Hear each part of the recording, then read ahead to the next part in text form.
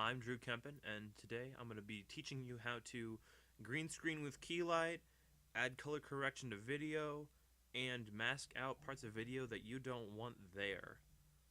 So, the video we're going to try to accomplish today is this right here. It's just a guy walking through smoke, got a little glow to him, mysterious, dark, fun times, right? Alright, so I'm going to teach you guys how to do this step by step. So we're going to go to After Effects, and we're going to create a new project, and we're going to take our video. We just have a guy green screened here. We're going to put it into the new composition, and when we do that, we'll have it here. So first thing we want to do is keylight this. So we're going to go over, search keylight, grab it, and plop it right down on top of our video. And you see, the green screen wasn't set up correctly for this, but it'll do. So we'll just take the screen color, take the eyedropper tool here, and click kind of in the medium green, not over here in the white, not over here in like the dark green. We just want medium-ish color, and right about here is probably okay. So you can see it takes it out. We're going to need to bump up the screen gain to offset the issue there, and that looks pretty good. Maybe a little bit more. That seems pretty good. So screen balance is fine, and we got this. So we want him to go until he's about right here. We don't want him to cross in front of this stuff, because in front of these lights and this, because we're going to be masking that out. So let's just Control-Shift-D that and get rid of the last part of that. And it's about 9 seconds in, so let's go to the front. He's standing still for a while, and we'll just start him at his first step. Take it here, Control-Shift-D that, get rid of that first part. So we have him just walking here, and it's about from 2 to 9, about 7 seconds long or something like that. So let's just drag it to the beginning, and it ends at about just pretty much 6:23. So let's change the comp settings. Instead of the 12 seconds here, we just want it to 06 and then 23. Boom. Alright, so no black screening, and he's all in there. So this first thing we're going to do now is to mask out all this junk that we don't want in there, because obviously why would you want that? We're not going to need to worry about this little bit up here, because we'll be scaling up the video a little bit. So let's just take the masking tool, zoom out a little bit, and we'll just garbage mask it out, because it's not that important. Boom. We're going to change this mask to subtract so that it doesn't get rid of everything else. And we're going to create another mask over here, and we're just going to get in front of this and take it out, because we don't need it. And that's that. So let's select it, and let's just scale him up. No, not that. Let's select the video and just scale it up a little bit, We're doing this mainly because we don't want to see his feet at the beginning. So we just want him walking the entire time, and that seems about good. So that's good. Let's lock this layer for now so that we don't have to mess with it.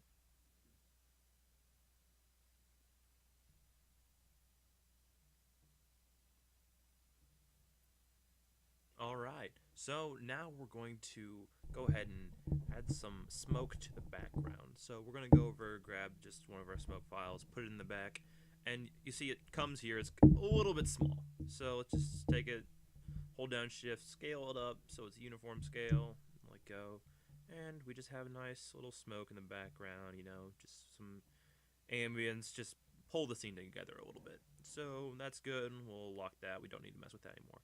Let's go over and grab another smoke and just put it right on top. Now this one we want to be in front of him. So let's scale it up, and we get to about here, and let's just move it over a little bit. So we want this smoke to appear in front of him and then slowly fade out and appear behind him.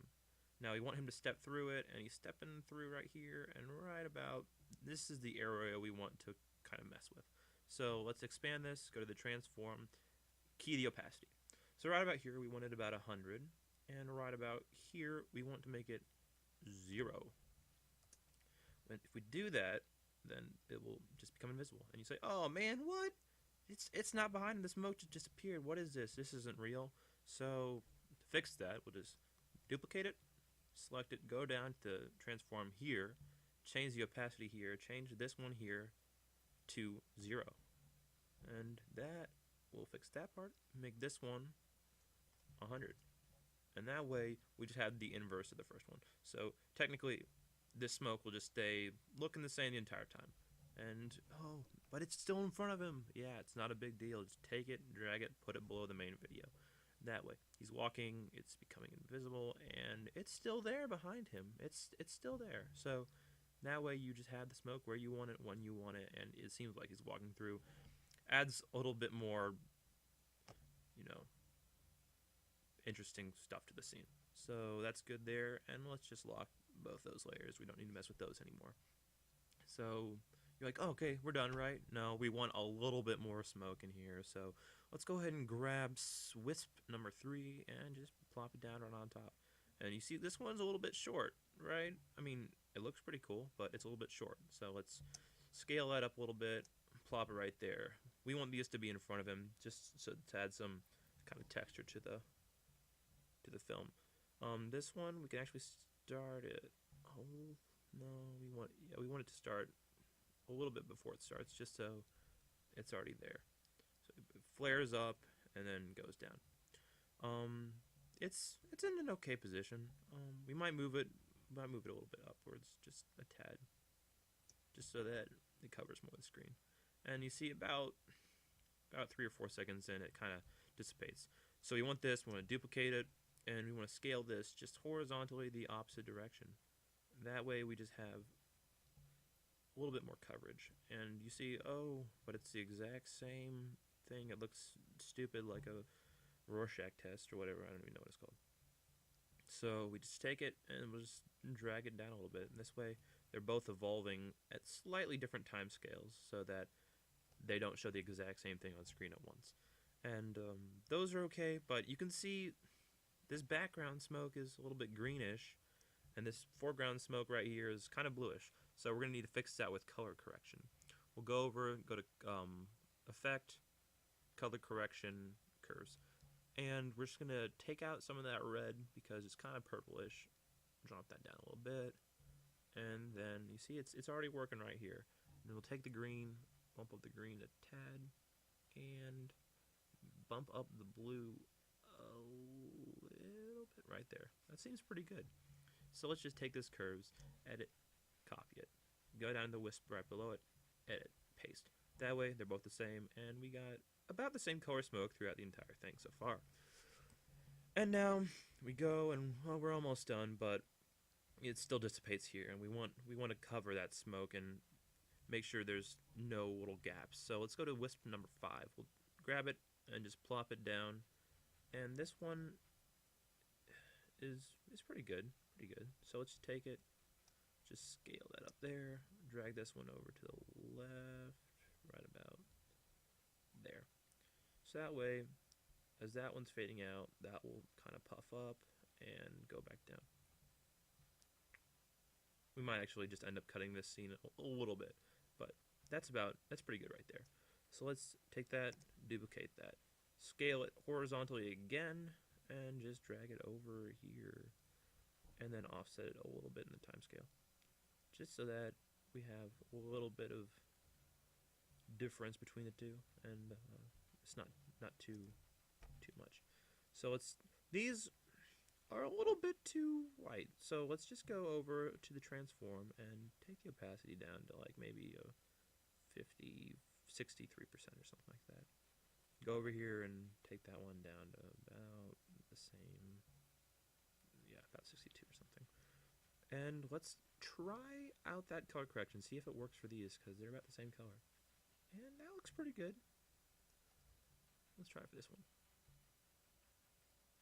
That's actually pretty great. So, I mean, I think we're pretty close for this scene. You might want to drag these over a little bit. So let's just select both of them and just time scale them over a little bit, just so that they're a little bit longer.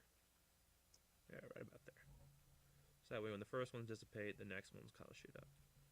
Alright, and we are almost done with this. Let's go ahead and unlock our first layer. Kind of minimize those back and select it. And let's add some color correction to him. Alright, so we're going to add some color correction to the main guy here. So let's go over to Effect, Color Correction. First, we're going to tint him. We're going to tint him because he has some red in him that if we drug it out with curves wouldn't look quite right. So let's tint him to about a 55% or something like that.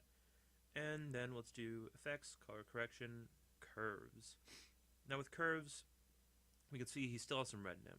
So let's take it and let's just drag it down a little bit, get rid of some of that red. That seems about good.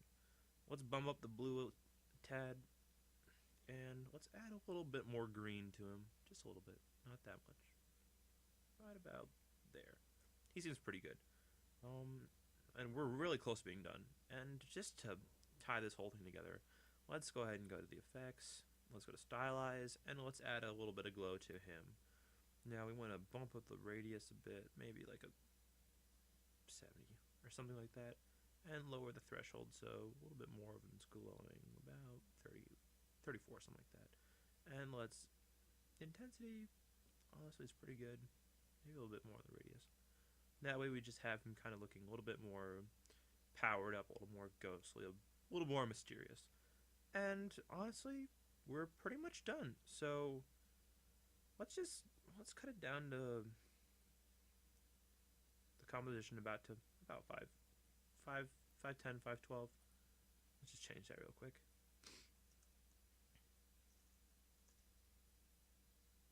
Yeah, that seems about better.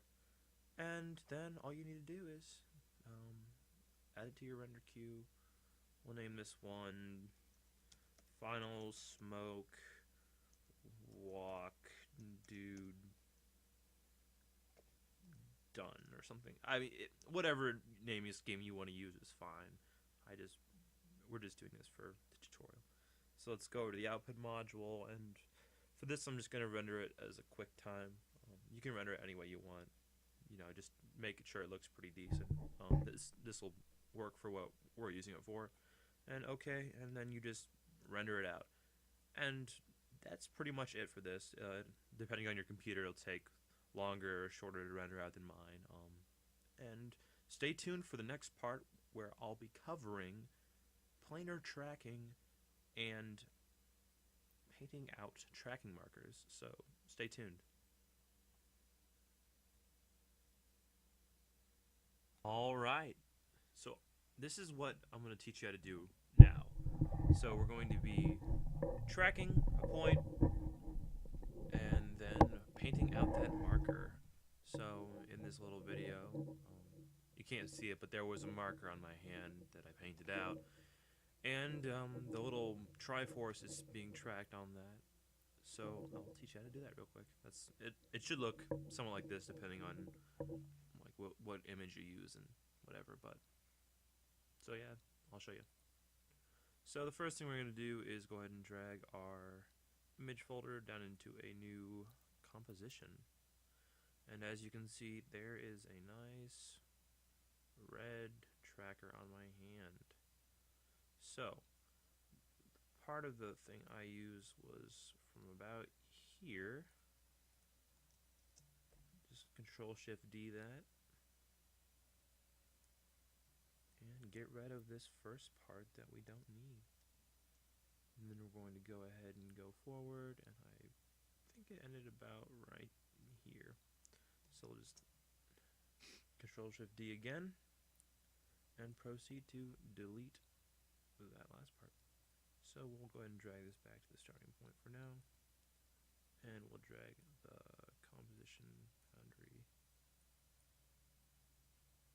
Hopefully drag it. Yep, we'll drag it down to about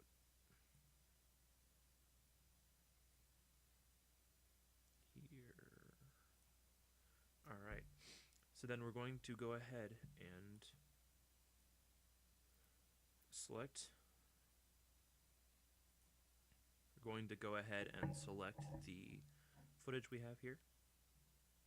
And if my computer will load, we will select it, go to Window, View, actually go to Animation, then go to Track in Mocha AE. Now the reason we're going to be tracking in Mocha is because the hand rotates and so does the tracking marker. So we're going to track that Mocha is pretty good for doing that. Let me close this real quick. Yeah, my computer is starting to lag pretty heavily right now, which is not very much fun, but you know, it is what it is. So go here, these all look okay, and yes, override that file. If it says override, just make sure what you're overriding is something you're okay with deleting. So we're going to go ahead and go to our first frame here, and we're going to go ahead and draw a square around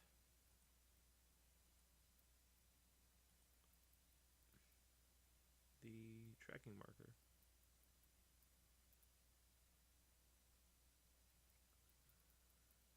Hopefully, there we go. And that's that.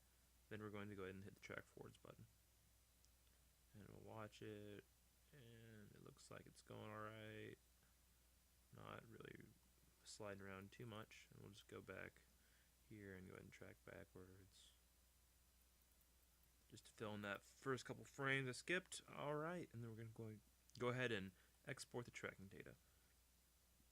And then when we do that, we're going to want to copy it to the clipboard.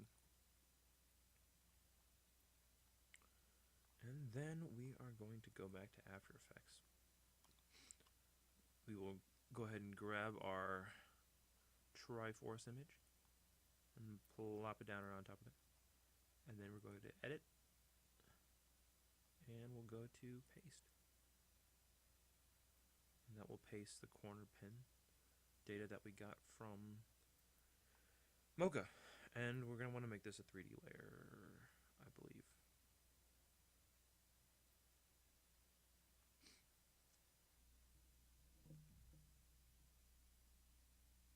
Alright, so I'm going to go ahead and now teach you how to add a drop shadow, add a glow to this little image, but more importantly, how to remove that tracking marker that we just used.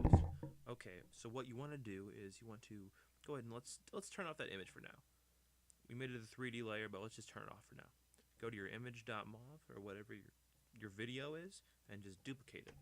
And when you duplicate it, you want to go ahead and lock the other two layers. Let's go ahead and grab this ellipse tool. Now this is a masking tool. If it's on rectangle, just hold it down. You'll open up a menu. You can select the ellipse one. You want to do that. Let's go to the very first frame and let's select a portion of skin slightly larger than our little dot. Let's actually select it a little bit closer to our dot itself. You want to make it as close as you can. That's pretty good right there. So you have that. Now you want to go to the mask. You want to make the mask path keyed, and then you want to select the layer itself. So you want to do that, grab that, and you just want to drag the layer. Just want to drag the layer over the red dot. And now you want to go to the mask itself. Now the mask, we have it keyed to motion. So you want to move it, just grab that top one, and then just shift it along as you go. And you pretty much just want to cover up that little red dot. Now you just want to be careful not to actually move the video layer anymore, because that will throw off the rest of your kind of masking. So you just want to, this is very similar to the Photoshop clone stamp tool. It's pretty much the same general idea we're going for here, and you just want to make sure this little dot is out of every image you have, and you just want to keep moving it along. Go back a few frames, you see, oh, it's peeping out again. You just want to keep covering it up. This is pretty effective on skin and on surfaces that have a similar texture throughout them. It would be easier, of course, if your tracking marker was much smaller than the one I had. That's just something you have to keep in consideration when you're actually filming. And this is just for the sake of tutorial. So this video isn't obviously the best quality that I could have made. And we just want to keep going, and we see it's still kind of glitching out there. Just keep moving it along, and that's pretty good. So let's bump up the feather on this just a little bit. Maybe not 5 pixels. Maybe. That looks pretty good. So we're going to go ahead and zoom out, and then deselect. And if we scrub through this, you know, it's pretty darn good. This is actually better than my one in the video I showed you is. So that's that. Then I'll teach you how to do the image in just a sec.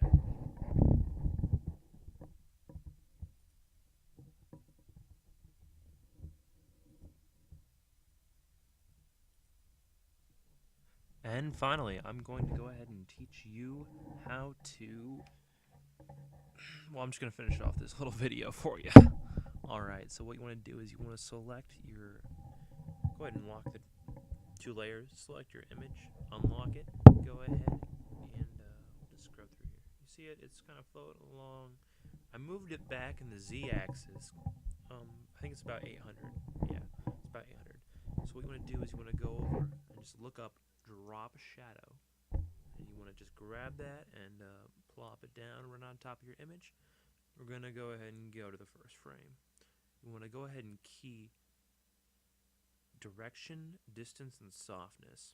Now for this first part, we can just put it right about 155 degrees and make it about 11 and a little bit of softness.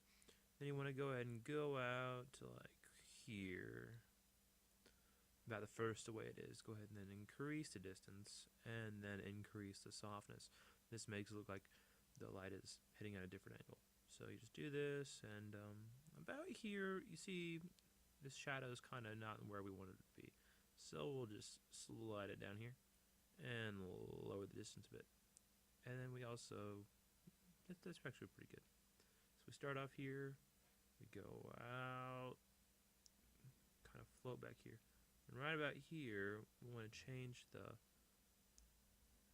kind of direction back towards that way. So that way you kind of get it floating around. Not too bad. And then on the last one, we just want to draw it back in, lower the distance quite a bit, bring the softness back down, and just make the direction right about there. And that way, you have a fully movable 3D image.